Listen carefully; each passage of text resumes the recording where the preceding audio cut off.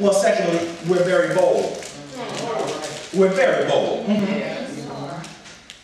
That's what the text says, amen? The first definition, if you look it up, Denver, in the dictionary, of bold gives us this definition. It says, not hesitating or fearful in the face of actual or possible danger or rebuff. Courageous and daring. Well, because God is with us, we can be bold. In fact, Paul writes that we are very bold.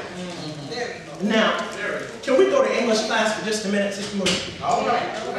Are is that type of verb that simply tells the way something is right now.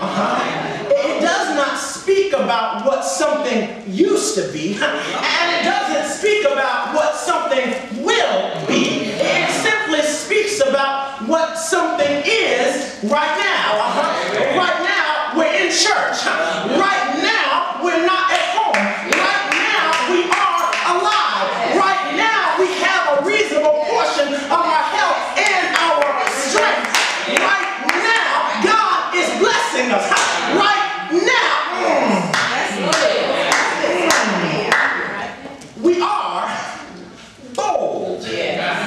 Paul says that he and the Corinthians, and by extension us, are very bold. It's not what we've got on that makes us very bold. It's not what unedited statements fall out of our mouths make us very bold. It's not our unconventional ways that make us bold. No, it's God that makes our boldness possible.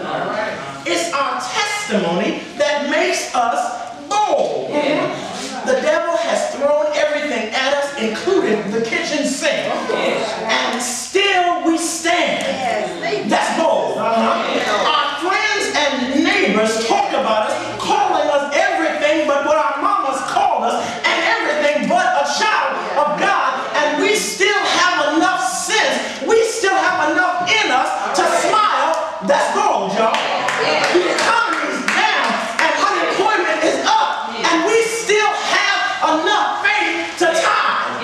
That's bold, amen? Everybody else is singing the blues, and we have the audacity to sing praises to God. That's bold. Paul reminds the Corinthians that God's glory, made possible for us through Jesus Christ, is ours for the beholding. And having that glory makes us unafraid. Having that glory makes us courageous and daring. When others are scared, cowardly, and shivering in a corner, waiting to hit the number on the lottery, or waiting for a top-level administration change, or waiting for the phone to ring and good news to be on the other end of the phone line. But we are very bold because we've already received the good news from the good news giver. And that makes us free. Aren't you glad you're free? So free that you can be bold.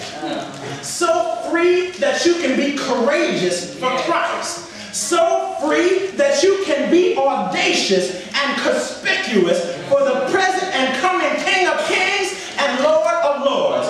When folk ask you, why are you so bold? You can say, because I'm free.